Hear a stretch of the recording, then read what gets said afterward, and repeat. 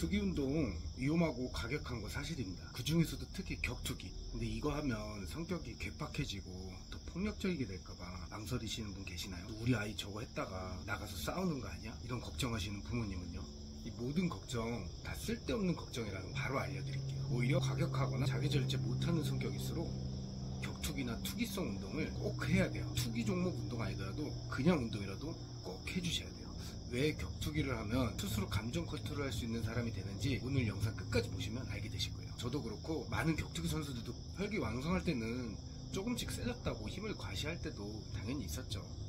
하지만 그것보다 자기 절제하고 감정을 컨트롤할 수 있는 능력이 더욱더 커졌던 건 누구에게나 사실일 거예요. 주변에 성격 이상하거나 자기 감정 절제를 못하는 사람 있으면 일단 이 영상 꼭 보여주세요. 자, 지금부터 그러면 왜 격투기 하면 스스로 감정을 컨트롤하는지 그걸 설명해 드릴게요. 격투기는 스스로 몸과 기술을 단련해서 남을 제압하는 스포츠는 맞아요. 경기에서 당연히 과격한 동작들도 섞여 있고요. 하지만 격투기는 싸움을 가르치는 것이 아니라 힘을 책임감 있게 사용하는 법을 배우는 거예요. 우리가 격투기를 하면 과격하고 성격 파탄자일 줄 아는데 그런 사람들은 절대 상위 클래스의 선수가 될 수가 없습니다. 세계적인 수준의 탑 클래스 선수들을 보면 그들은 경기 직전까지도 코치의 지시를 따르고 냉정하게 반응합니다. 그러면서 상대의 움직임도 분석하면서 단 한순간의 흥분도 허용하지 않아요. 왜냐하면 격투기는 싸움이 아니라 상대를 제압하는 전략적인 스포츠이기 때문에 감정으로 싸우게 되면은 바로 패배로 이어집니다. 흥분을 해서 주먹을 휘두르면 체력도 급격히 떨어질 뿐더러 방어벽이 무너지고 나의 중심도 무너져요. 그것은 바로 상대방에게 빈틈을 보여주는 것이 되고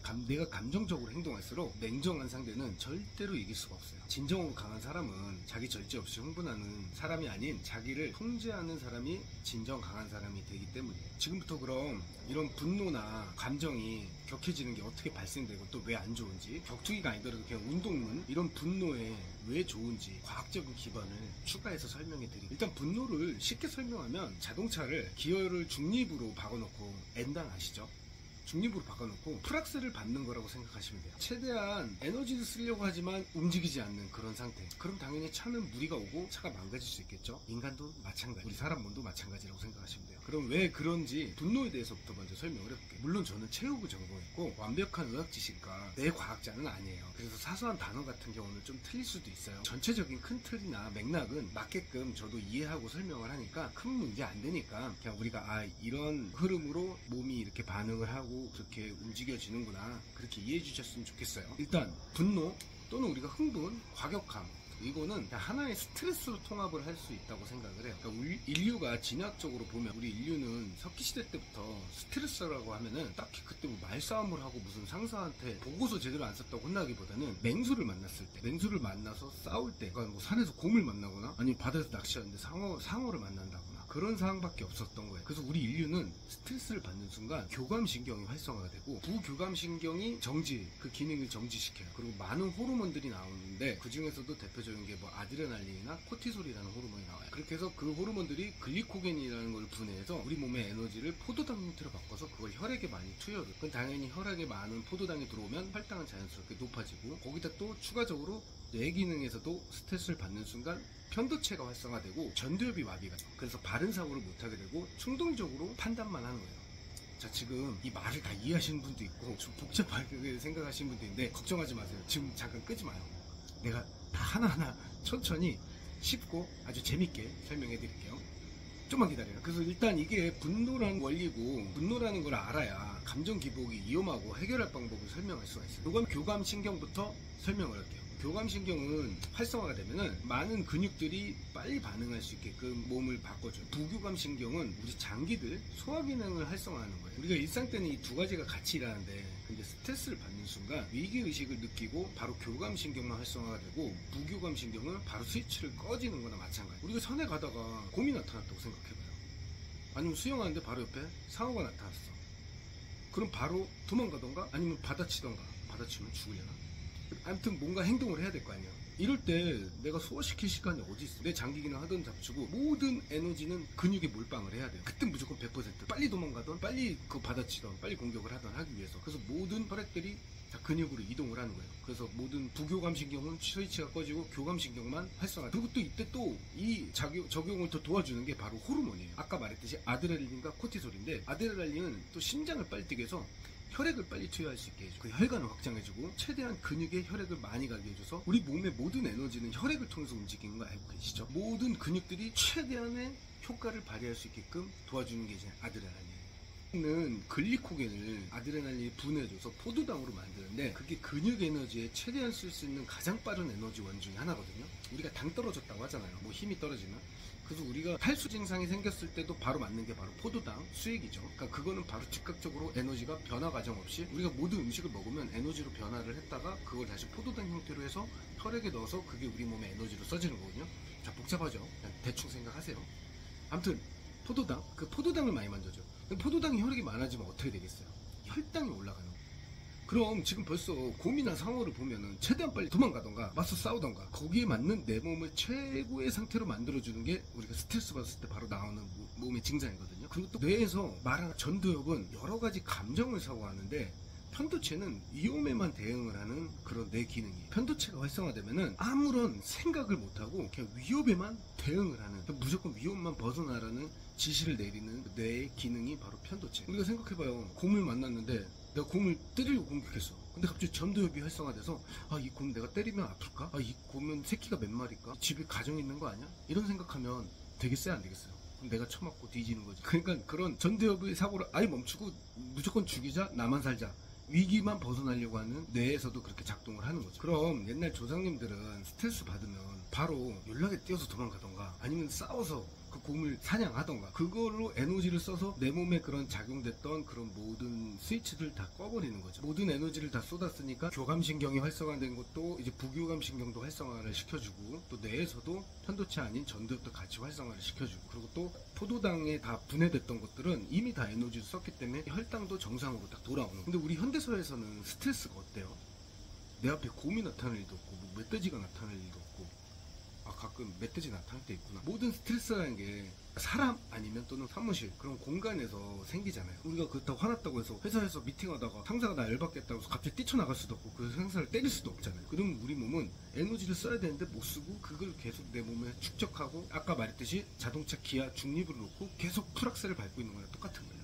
그리고 이런 분노 조절 장애에 있는 사람들이 저 위에서 그런 작용을 했을 때 분해됐던 포도당을 배출을 못해서 과도한 또 인슐린이 배출이 돼요. 과도한 또 인슐린은 급격하게 또 혈당을 떨어뜨리게 돼요. 그 기분이 확 또 다운되고 그러다 보니까 갑자기 급하게 혈당을 채우라고 또 뇌에서 명령을 내려서 급하게 또 먹고 이게 근데 계속 반복이 돼요. 또 갑자기 먹었으니까 또 혈당이 급격하게 오르니까 또 인슐린이 또 분비되고 그래서 조울증이나 우울증이 더욱더 심해질 수가 있어요. 여기서도 인슐린을 잘 모르면은 인슐린 간단하게 설명하면 그냥 에너지 저장 호르몬이라고 생각하시면 돼요. 그냥 우리 몸에 있는 에너지, 남아있는 에너지를 다 쓰면 상관없는데 남아있는 에너지를 다시 저장시키는 애들이. 근데 애들이 택배기사인데 그렇게 똑똑하지가 않아요. 그러니까 인슐린이 우리 몸의 시스템 체계가 망가지면 하나, 둘, 우리 뇌가 또 어쩌다 게을러서 2개 물건 남았으니까 택배 반품 2개 있으니까 택배기사 2명만 가세요가 아니라 야 많으니까 그냥 많이 와 했는데 많이 오다 보니까 어떻게 돼? 그냥 물건 있는 거를 쓸 에너지는 남겨놓고 저장을 시켜야 되는데 그런 거 없이 그냥 다 저장시켜버리는 거야. 그러니까 뇌에서는 또 뭐야? 에너지가 없으니까 다시 또 먹어. 그럼 다시 물건 또 주문하는 거예요. 근데 물건도 그때 하나만 주문하면 되는데 하나가 아니라 야, 일단 많이 주문해. 또 언제 없어질지 모르니까 또 많이 주문했다. 또 다시 반품했다. 또 많이 주문했다. 반품했다. 이게 계속 반복되는 거예요. 그럼 이때 우리가 사는 현대사회에서는 예전 조상님들이 했던 거랑 가장 비슷하게 하는 게 뭐겠어요? 네, 맞습니다. 그건 바로 격투기성 운동. 격투기가 됐던 복싱이 됐던 유도가 됐던 거기에 대한 내 분노도 표출할 수도 있고 당연히 정해진 규칙 안에서 승부를 해야죠. 그리고 또 에너지도 충분히 쓸 수 있고 꼭 격투기가 아니더라도 일반 운동도 어느 정도 효과는 있어요. 근데 가장 좋은 거는 예전과 같은 방식으로 분노를 표출할 수 있는 운동이 가장 좋다고 제가 얘기를 해드리고 그럼 여기서 또 성격 파탄자도 투기 운동하면 성격이 좋아질 확률이 높은 이유를 알려드릴게요. 미국에서는 대학을 가려면 꼭 체육 활동이나 체육 점수가 필요하다고 하더라고요. 이미 많은 선진국에서는 이 체육 활동이 얼마나 리더십에도 중요하고 자기가 자기 객관화시키는 데도 가장 중요한 지표가 된다는 것을 이미 알고 있어요. 또 제가 생각하는 운동이 가장 좋은 거는 저는 어렸을 때 유아체육도 꼭 필요한 이유가 사고 예방도 있지만 근데 성인이 돼서도 운동이 가장 중요한 거는 가장 적은 손실로 가장 큰 실패를 경험하고 그거를 딛고 일어날 수 있는 회복 탄력성을 키울 수 있는 가장 좋은 시스템 같아요. 거기다 또 또 자기 객관화도 시킬 수 있는, 요즘에 자기 주제 모르고 남을 많이 비판하고 그런 사람들이 되게 많잖아요. 자기 객관화도 충분히 할 수 있는 게 바로 운동인 것 같아요. 왜 그런지 예를 들면은, 예를 들어서 아무리 부자고 백이 많고 레슬링을 하던 뭐 미식축구를 하던 상대방이 태클을 걸면 똑같이 넘어져요. 그리고 똑같이 아파요.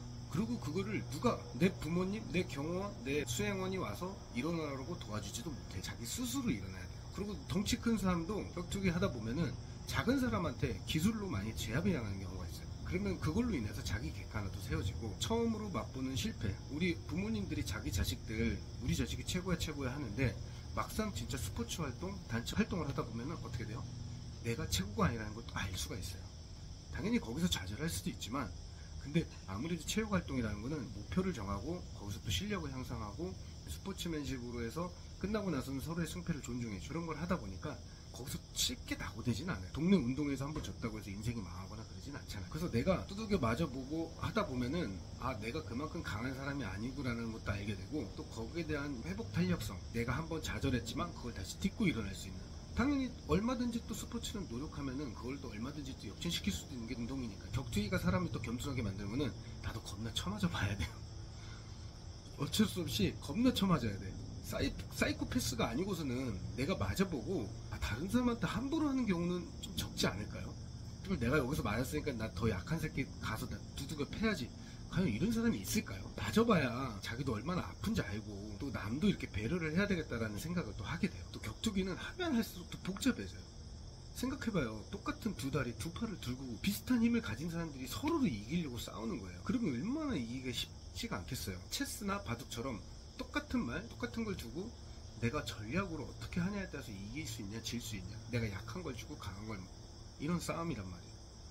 수련이 깊어지면 깊어질수록 자신이 얼마나 약한 존재인지 또 끊임없이 깨닫게 해주는 게 바로 격투기. 아무리 힘이 세던 사람도 기술이 좋은 작은 상대에게도 속수무책으로 당하는 게 또 격투기거든. 그럼으로써 자연스럽게 강해질수록 함부로 힘을 쓰지 않는 겸손함도 몸에 배이게 돼 있어요. 근데 가끔 뭐 강해서 한 번도 지지 않고 체육관에서 난폭해질 수도 있죠. 그런 경우도 있는데, 근데 체육관도 작은 사회라고 보면 돼요. 작은 사회 축소판이라고 생각하시면 되는데, 내가 훈련 파트너에 감정적으로 세게 하면은, 그렇게 해서 상대를 제압했다고 치면, 그러면 아무도 그와 파트너나 훈련을 같이 해주지 않을 거예요. 함께 훈련할 수 있는 파트너가 없으면 실력 향상도 될 수가 없어요. 결국 실력 향상시키지 못하면 어차피 도태되게 돼 있어요. 내가 실력을 향상하려면 상대를 존중해주고 감정을 초월해서 매너 있는 행동이 몸에 배어야 해요. 이러면 자연스럽게 강제적으로 자기 절제력도 키우게 되는 거죠. 그런 효과가 엄청 큽니다. 저 사람을 이기려면 어떻게 해야 될까? 냉정한 목표가, 저 사람이 나 화나게 했네? 날 때렸어? 그런 감정을 압도를 할 수밖에 없고, 그리고 내 구조도 긍정적으로 바뀌게 돼 있어요.